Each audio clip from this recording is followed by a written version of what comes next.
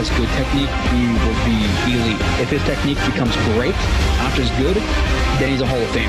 Going down again. It's Q. Ren Williams. Fighting through contact, fighting through offensive line, being a double team, multiple moves stacked into one, just a play of pure domination. This is actual film. This is actual football talk. It's a football show. We're supposed to talk football, not storylines.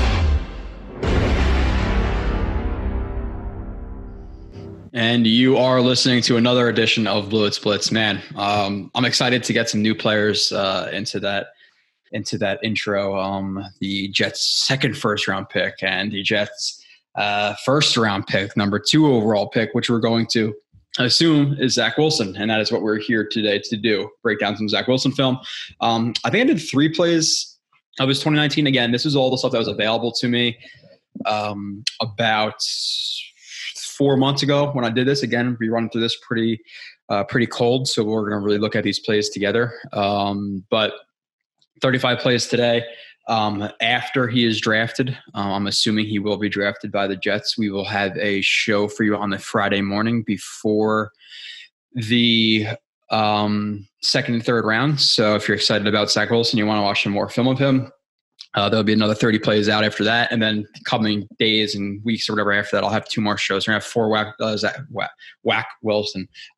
Zach Wilson shows upcoming. This is the first one again, mostly of his last season, not 2 seasons ago, his sophomore campaign, which he was battling some shoulder injuries and some other injuries that they said he struggled a little bit because of. And I saw that maybe attack some of his accuracy a little bit at times, where I would expect him to make some throws in 2020 he might have missed in 2019. But overall, again, I was somebody who stated that looking at the 2019 film when I did, which I watched after Justin Fields, which you guys are watching after I did the Justin Fields, I was a little bit not necessarily disappointed, but kind of disappointed that he wasn't talked about more after his freshman and sophomore campaigns. But I get it because of the school he went to. So he's not going to create as much pub, which, by the way, cheers to Jets fans, cheers to Zach Wilson. If he is drafted, we're going to be diving into playing this guy's film for years and years to come. Hopefully 10, 15 years. If not, it's going to be really shitty 3 or 4 years. We're going to be talking about it all again, but I don't think so. I'm hoping the Jets are going to get right this time. So cheers to that. But we're going to get into it. Oh, by the way, Quinn Williams, I'm going to start rocking the jerseys again. Thank you to Joe, who sent this to me a while ago. I don't like getting players' jerseys, but I do. I'm like I'm like in a tough spot where it's, do I get the new player and all this stuff and, get the Jamal Adams, got the Darnold, got the Le'Veon Bell. They're all gone. I was thinking about getting Robbie Anderson. I remember that. I was thinking about getting CJ Mosley. Thank God I didn't. But at the same time, like I need a spotlight white and I need a black, right? Like, do you go retro on those? I don't know. Do you get a Curtis Martin? Do you get? I'm not too sure. The Leon, what I rocked last show was always the best. But I'm pre-recording this. You probably listen to this on Sunday or Monday. This is Friday, the day before. I get officially linked to the fiance. So tomorrow's the big day. Even though what is it called? We're having like the reception in Antigua still, but tomorrow's like getting married with family for legal reasons and stuff like that. But by the time you're listening to this, I'm already married. So wish me luck. Past tense Joe, past tense Joe luck. But we're going to get right into the film again. 35 plays, all of his bad season when he was supposed to be a 6th to 7th round pick. And the games that we're going to be watching. Let me pull that up real quick. And again, in terms of the strengths and weaknesses, there will be an article out.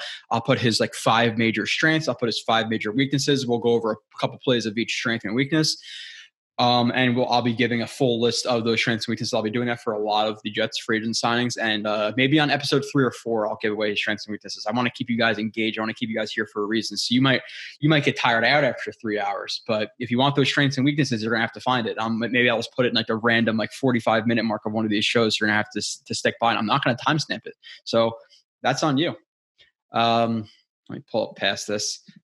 LaMarcus Joyner had just finished his film review, started Vinny Curry. There's going to be some interesting ones, but those are going to be after the draft. I'm sure people are going to want to see the Jets' 23rd overall pick and 36th and all this stuff before 34th pick before you see Vinny Curry and things like that. But let me get into the Zach Wilson games. I watched Utah, USC, and San Diego State. So this first game is Utah.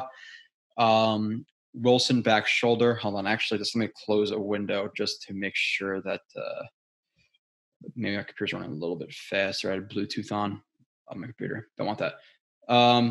Okay. So I believe this is the fade ball to the slot right here. They've got inverted slot, doubles 2x2 gun. They did this a couple times.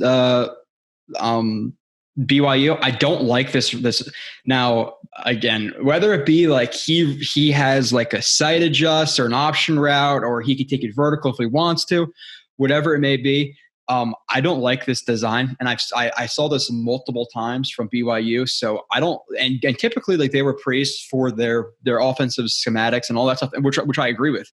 But this concept that they're doing, running two guys into a very small space. Obviously, both these corners man turn if they were to zone turn, or if this corner was just to play more heads up and was to really stack this route.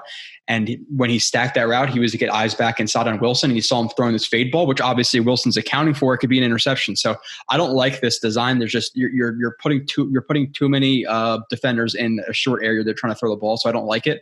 Now the throw I like that is for sure. So you have the fade from the slot. Obviously, Wilson is taking a matchup of his bigger tight end versus smaller corner. That's what he sees pre-snap most likely. I don't know if he has the freedom to change his reads. I think he does, whether he go 1-2 to 3-4 or 1-2 to 3-4, whatever it might be. This might be 1-2 here. But even though the route design does not make sense, I absolutely hate this. But again, he sees the man turn. He sees the corner running upfield. He sees his tight end, assumingly he's a tight end, or I'm assuming he is a tight end, turn back to him. So when you turn back to him like this and this guy is working to stay over the top, what do? You throw a fade ball. He wants to show late eyes, late hands, attack the ball at the last second, gives the corner less time to attack the ball. It's pretty simple. So that's what he does, puts the ball in an absolute money spot. Now, not to my liking in terms of the concept, because the corner is literally right here, but he is completely locked into his man on his man turn. He doesn't even know the ball is there, but still risky. I'm going to say it before I even keep going. I'm going to take some sips of beer night before the wedding. This is not my backdrop part. I'm having an actual one, but I deserve a few today. So you have to bear with me. I know the 95% of you who are here all the time will not mind the beer sipping and the pauses throughout the podcast. One, or the YouTube show. People don't, people listen to podcasts, but you're crazy. One, you don't care because, hey, Joe, sip a beer. But I know those other 5% like, dude, you drink too much during the shows. Like you shouldn't, I want to hear every single second. Like you're wasting time. Go away 5%. Let Joe enjoy himself, please. I'm speaking a lot in third person today. I'm in a good mood. Got a lot of shit done. Watching some Zach Wilson film. What's better than this? Left alone in my house. The play action fake. Definitely want to work at that in the NFL level. A lot of these colleges, they really rush these fakes. They want the running back to get to their spot quickly. That's what a lot of that's usually about. But you definitely have to work on this is not selling anybody. Obviously, just the shoulder motion sells them a little bit, but not too much. 3-step, 1, 2, 3, little hitch up, throw. Again, he's more light on that front foot because there's some pressure, so you don't really want to plant hard on that left foot when there's pressure. Obviously, if your knee buckles or something like that, your knee gets taken out while you have a lot of pressure. Your foot's planted in the ground. That's when stuff breaks. So that's why guys are really light on their feet when they throw pressure. You don't want to plant and put 90% of your weight into something that's about to get hit. But overall, good quick release, fire. The ball is money, absolutely money throw. Look at that spiral. High and outside. That's you couldn't walk that ball into a better spot right there. Literally. That's as good as it gets. So good decision, good throw. You get the weight transfer, back foot, front foot. Hallway is correct. So is the lead foot's a little bit pointed inside, but it's okay. Again, nice condenser released. Absolutely money throw to start off the podcast, the YouTube show, whatever the hell they want to call it. So again, and I hope people who watch this enough trust me that I actually do Wilson after Fields, and there was no bias towards any guy. You got to do fair evaluations. If he sucked, he sucked. It is what it is. Some of these plays suck. I'll be honest. His 2019, he was definitely more risk adverse and a little bit too like showy and went for too much in 2019. In 2020, he definitely limited that. That is for sure. So next play, you have a tight bunch with the tight end being the point, open to the backside, isolated again. I know that gave him freedom. Like if he saw this pre-snap, he can alert to this. This is going to be his first read, but not on this play. I'm not saying this play. Play action.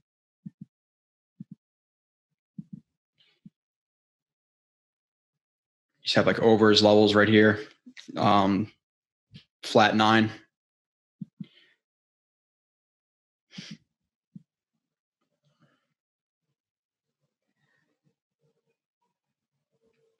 I don't like so like this is some of those plays where he jumps around and reads a little bit too much. That I don't necessarily like. It looks like he's reading. Let me go to the other end zone view. Drops back middle of the field, and he looks like he reads this over the cross to the deeper over, and then he jumps back to it. So it looks like he goes one. He reads middle 1 to whoever the other over is. This receiver doesn't see that that's open. And then goes back to that receiver. And there's a little bit of miscommunication right there. I would like to see him fire that ball quicker. Drops back, reads it. He could deliver that ball right there. I get him trying to look to his second read because it's not necessarily open. But once he goes back to this read, which again, you don't necessarily want to jump around, but it happens. You do want to see him get rid of the ball quick right here. Snap it out now. Like don't wait. Have to climb the pocket and throw it like that because now you're not open and now you're getting to a territory where this defensive back can obviously turn up. There's some room to the sideline, but he wants to turn up because again now it's more of a scramble drill. He's done with his routes. You want to while he's looking back at you, fire the ball to him. So looks doesn't see he sees the safety dropping back. He doesn't want to throw this now. Sees 89 or I think it's 89. He needs to fire the ball right here. Look, see him outside leverage, fired in there. It's a situation where it's what is it? 2nd and 10? Yeah, 2nd and 8. He needs to get to that read and just hit it right here. So I don't like the indecisiveness to not throw that ball immediately. Look, fire. Again, it would be really quick, but and then what happens is okay, now he scrambles out. His guy starts to climb, and he sees him start to climb and kind of turn upfield, and he still just tries to throw the. He just tries to throw the ball up. Now, it should be a pick. 10 times out of 10 in the NFL, there should be a pick. 9 times out of 10 if it's Jamal Adams on one of those plays. So can't throw that ball. Obviously, if you're going to deliver it, you have to snap, throw quickly while he's looking at you. He starts to turn upfield. You have to feel that. And now he tries to deliver the ball even though he turns upfield. Now, if he's going to float it over his head, which would have been even ridiculously risky as well, you don't really want that. But at least it's a better throw than throwing a line drive to where he is now. Like it's not like he even throws it to the sideline where he's going. Like if he threw it more out wide, okay, I get it. He thought he was leading him, but he throws it where he's at now. So it's not a good decision by Zach Wilson. He forces that. Should be a pick. The corner drops it, but again, he actually reads this first. He goes 1 to 2 to 3 is what I just saw. So he reads. That doesn't want it, goes back to the 2 on the cross and the deeper over. Doesn't want to throw that. Again, too risky for him on that one. Okay, I just clicked on a Brashad Perriman review. Do you guys want to do some Brashad Perriman right now? I don't think so. I fucked up. All right. Wilson throw, opposite hash location.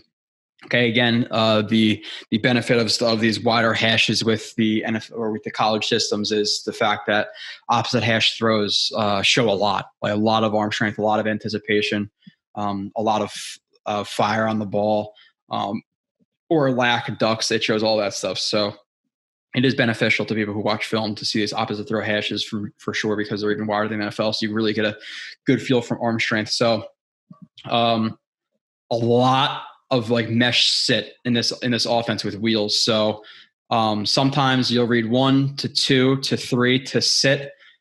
Again, now if he alerts to the backside or if he sees the backside is going to be open. Now, whether this be supposed to be a speed out of whatever it is, 5-yard speed out, whether it be a sight adjust by him, like if this guy presses him, maybe he takes a little bit of field, snaps it off, and it's more of a square breakout, or if it's if he sees this guy bailing, then it's a sight adjust to a shorter speed out. Though there are options like that in offenses. So what exactly is that what they call for in this offense? It seems like it does, but a lot of mesh wheel. Or like we have like the overs with into the mesh, you have the sit, but again, typically if he's reading the boundary, you'd see wheel, 2, 3 sit, because these guys really, again, if it's zone, they spread the zone out a little bit and he sits in between the zone, the sit route. And if it's man, obviously these act as natural rubs, and then these guys are open underneath. There's times there's a little bit, and he ran mesh very, very well. There was some instances of hesitation in terms of firing the ball to guys, but it wasn't overly concerning because there wasn't a ton of it. But so he reads again, pre-snap. You're looking at what looks to be man coverage on this side. With the 2 corners heads up and the one guy deep, unless they're going to roll into like a weird looking cover 6, it's just not going to happen. Mostly, but they're showing man. You have man, probably whole man, deep 1, man. So it's they're not really disguising this pre-snap. So he's going to see the one-on-one matchup. He's going to identify that pre-snap. Especially with this route running inwards, it's really isolated on the field side right there between number 1 and that corner. Now again, anticipation, reads the safety, holds the safety squats. Wilson checks the corner, sees him bailing, goes to throw the ball before he's even in his break. Anticipation. Now, I would say that his anticipation throws are a little bit better on more of isolated backside receivers or isolated receivers than it is technically over the middle. There's definitely more of it to isolated guys. But overall, in the middle, it's pretty good as well. But definitely you see a lot of the anticipation on the more isolated routes. And again, gets into his throw before the receiver's even out of the break. And as the receiver gets his eyes back to the quarterback, the ball is already 33% there, let's say. Good location to the sideline, perfect. Away from the corner, outside to the sideline. It's exactly where you want that ball to be. You don't want it too far inside. The corner breaks it up. You don't want it too high because then he again has to jump up and now he has another chance to break it up. Whatever. You want it towards the sideline and high. That's exactly where it has to be. Money throw again. Great job. Next. Wilson pick 6. Again, he had like 2 or 3 picks this game, and the one I showed before should have been a pick. He struggled, but I saw exactly, not exactly, but I definitely saw traits that were worth looking at, and were very, very exciting going into 2020. So again, maybe it's a little bit of Monday morning quarterbacking for me because I know what he's going to be in 2020, but watching 2019, I was like, damn, I'm pretty impressed. Like even with Zach Wilson's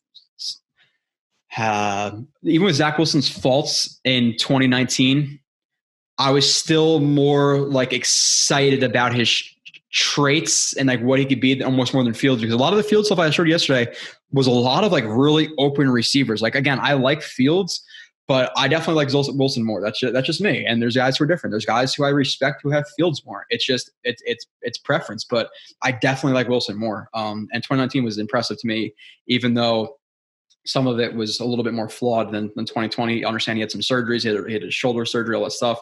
His coach coming out and saying that he had like, I forget what throwing power is, that he didn't have like all of his arm strength. I'm not talking into my beer. I'm just waiting to sip.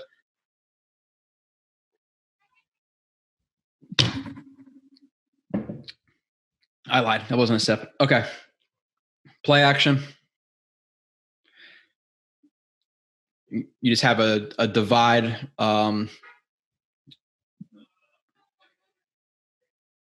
Actually, you have like a switch divide right there, like a switch divide type concept from BYU. And again, just gets guys to get tripped up, man coverage, things like that. but he's locked. So this corner did a good job staying over the top and playing that outside. But you have one guy going vertical. You have one guy breaking inside on like a short in, more like a square crosser type deal. It's like a dig. So now Wilson reads that, doesn't see anything he wants to throw. His feet are okay. Nice base. He has his transitional footwork. You can see him flipping his hips to each read to throw the ball. Again, you want to have that good transitional footwork, because if you don't have transitional footwork, your shoulder's not pointed, your hallway's not pointed. You're not aligned with where you're going to throw the ball. You're going to have to take that extra second to gather yourself and throw the ball. So transitional footwork looks decent there. Gets a little hoppy. Feels some pressure though. I'm good with that. Now the problem is he feels that pressure. He sees his running just leak out into the flat, and he wants to throw the ball. He goes to throw the ball as he's getting sacked, and he still tries to get it there. Especially with this linebacker there, this is something you cannot do. This is we talk about. He tries to get too fancy, too risk adverse. He is inside. You're really gonna have to loft. This would have to be like, even though it looks like it's not that easy of an angle. You'd have to loft this over the linebacker's head to get it there because of the angles they're playing at, and throwing from your knees pretty much, and trying to get enough power on to throw it over him. It's just not a risk that's worth taking. Now obviously it happens. It's a bang bang play. If I could snap my fingers, I would, but I'm a weird guy who can't snap their fingers. I just can't. I think my hands are too clammy. But again, situational. Just take a sack. You can't throw this ball pick six. Again, this was a lot more of 2019 than it was 2020, but you obviously can't have that. Play action, checks his safety, reads his 1 and his 2 on that switch divide, feels the pressure, gets out, sees where he wants to throw the ball, checks that linebacker, sees he can get it there, but again, he's going down. So everything before this was good, but at this point, just dirt it. Just throw it right into the ground. You can't throw that ball. Now, again, it's bang, bang, so it's a little bit easier said than done. It legitimately is when you're going to throw the ball and halfway through your release, you're getting sacked, or let's say a quarter way into your release, but he had enough time. There's going to be some plays like this. Like he has a little bit of like that Brett Favrean type play in him where he's going to throw a pick or two. That's going to be not necessarily him not reading a defense, but him trusting himself too much. Hopefully it's limited. Obviously he only had 4 picks, last year for BYU. So let's not say he's overly risk adverse, but 2019, that's not something you want to see. Wilson, quick read, velocity. Okay. Another gun split, 2-by-1. To the field. All right. The motion. Again, just anticipation here. They're showing cover 2 here, especially because he's not completely lined up with his defensive back. Again, is that always an indicator? No, not necessarily, because if it's a man coverage look, they could be showing almost like they're capping the slot, where he's just cheating a little bit inside for a cat blitz or something like that. Like that can happen, but overall, they're still showing a zone look. So you have to check again, pre-snap to post-snap. Checks it, see the middle field open. Knows his tight end's going to be open right away with that zone look. Tight end, because it's a good job sitting right in the middle of the hook to curl, or the hook and the regular hook. And again, anticipation. Sees him sitting it down, goes to load up as he's coming out of his break, fires the ball, boom, right in there. Perfect spot too. Again, you have to understand the defense where he's closing ground. He's widening with this like whatever it was. I don't know what it was like pre-snap, like orbit motion or whatever it was. Just motion into the flat. So he's widening. He's closing ground. You want to throw this a little bit more outside so he can turn up and run. You want to throw it to the outside shoulder, not the inside shoulder right here. What does he do? Throws it outside shoulder. He just turns to catch it to turn up and run. Great location, nice and low, good velocity. Throws it, boom, first down and more. So we'll watch a quick decision here from Zach Wilson. Nice condensed release, quick. Again, and this is why you talk about like condensed releases versus releases that are a little bit longer. These windows in the NFL matter.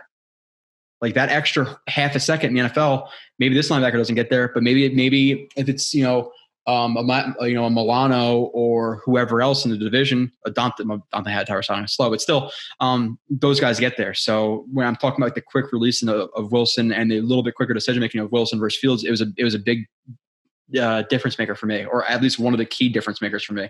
Fire the ball, good location, tight end turns up and runs. Good job maintaining your balance right there, tight end. Next, scramble. Again, something you're not going to see him do, something he's not going to do, like a Kyler Murray, like a Russell Wilson, not Russell Wilson, like a Lamar Jackson, like a Justin Fields, like a Trey Lance. But he does have the capability of some speed options, some read options, RPO. I like him in RPOs.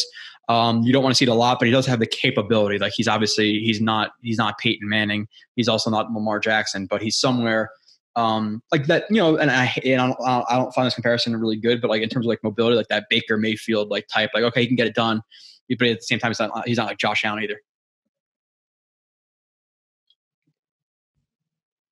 So let's see another gun. I just labeled it scramble. Okay. Play action. Doesn't see anything he wants. Again, he had all day at BYU, which again, did he more often than I want to see? Yes, but those are enough reps of him getting pressured that were positives to me. Yes. Now, does his decision-making get rushed a little bit? Does his footwork get a little bit wonky? Is he more risk-adverse in muddy pockets? Generally, yes. Are most quarterbacks? Yes. Now you want to work on it. Obviously, the elite quarterbacks, the Tom Brady's of the world, and some of the other really good ones aren't. But it's hard not to be. So, but again, there was enough reps where I watched. I was like, oh, okay. So obviously, drops back reading whatever he's reading. That's not the point of this play. Sees two guys coming at him. Drops, changes angle.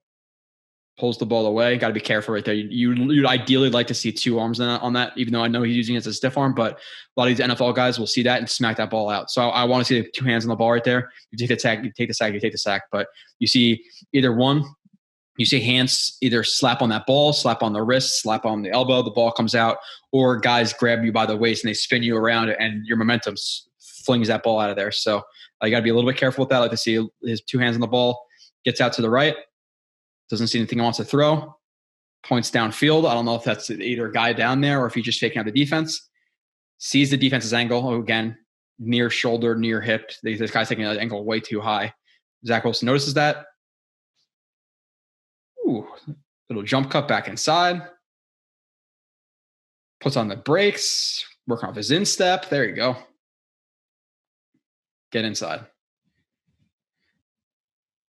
Now, you'd like to ideally see him switch arms here with the ball, not to the nearest defender is there, or at least when you're coming into traffic like this, get two arms on the ball. It's like this whole thing. Again, I'm being ticky-tacky, but this is what's important in the NFL. When you're coming into a situation like this where you're about to juke guys and stuff like that, get this ball tucked into two arms, because NFL, this guy from behind on the quarterback is coming up with a freaking uppercut or tomahawking over the top and hitting the shit out of that ball. So you better have a strong grip on it if you have two hands. So again, I would like to see him two hands on the ball. Multiple instances there. Ball security. Here, I want two hands on it. Even if you take the sack, it is what it is. And again, here, I'm fine with that because he knew he was going to beat that guy. But about here, I want to see two hands. You're coming into traffic. So got to be careful with that. That's the only caveat I will put in that. In terms of the NFL level, college level might be fine. Wilson throw. Okay, you have a tight stack gun. Fake the jet sweep, just in terms of the snap timing, not necessarily by a fake handoff. A lot of you see a lot of things that they do with their offense that you'll see with the Shanahan offense, like multiple guys in motion, multiple guys with jet motions to fake orbits, to all this stuff like that. It really helps you identify defenses. It confuses the defense. It spreads them out. It helps you identify the look. But you have a seam 9 concept here, another vertical stretch. Wilson drops back, reads the middle of the defense, sees it's going to be one-on-one, and situations like this are situations we're going to have guys, like the Jets have.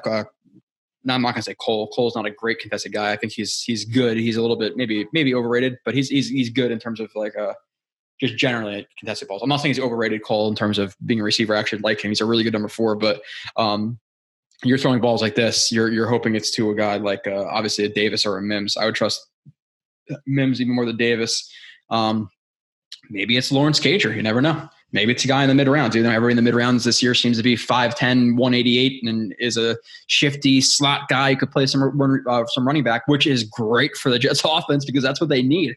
I think if they were to add 2 guys to the receiver core, what they need right now, the Jets, you need like that, like Debo Samuel type, like that real yak guy, and then you need let's just say like in the 4th round, like an Anthony Schwartz. Like if the Jets were going to draft like 2 guys, like Anthony Schwartz and like whoever else, like a Dwayne Eskridge, or the later rounds. Let's say it's Anthony Schwartz in the 5th, and then Daz Newsome falls to the 5th because he's like more of like a yak type guy too. Like I could see that. Marlon Williams in the 6th round. Like there's a ton of guys who could fill that role, and then you have competition.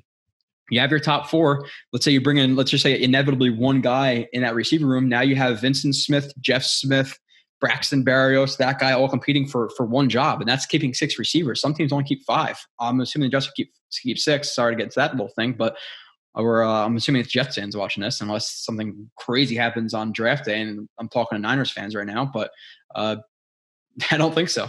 So drops back, reads the vertical stretch, trusts his wide receiver, and throws a ball that is dropped. But if you, again, just based on where he throws his ball, because he's widening, he's trusting his receiver to win deep. That's fine. Have that trust with your receiver. This is a trust play. Now, would he also be right if he threw this to the 7-yard line on a missile to the outside? The receiver's looking back at him. He can adjust to that. That's fine too. But he trusts his receiver to win deep in this instance. Again, that's okay. He throws the ball. Good job with the receiver maintaining that contact. And again, a ball that you cannot walk to a better place. It's high and outside. The receiver drops it. But in terms of wherever this ball is, a 26-7 yard ball vertically, and then another 7-8 yards in terms of horizontal relationship, you're looking at like a 35-yard ball, like yard ball in terms of air yardage traveled. I'm not good with like geometry and shit like that, so don't get on me. I might be wrong with that, but you couldn't walk it into a better place. You really couldn't. Receiver drops it. Again, all these little fake motions and things like that. Checks middle, goes to his 1-2, sees what he likes.